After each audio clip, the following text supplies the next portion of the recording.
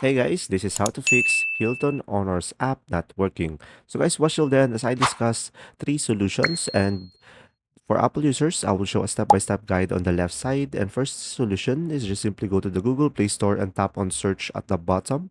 And after that, go to the top and search for the application, guys. And after that, just simply go ahead and tap on the app. And from here, just simply make sure you are running the latest version. And when there is an update, instead of open, you should be able to see the update button. So tap on that and just simply tap on the three dots on the top right and make sure to enable the auto update.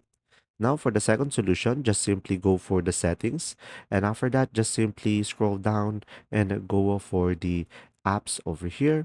And after that, just simply go ahead and go for the Hilton application.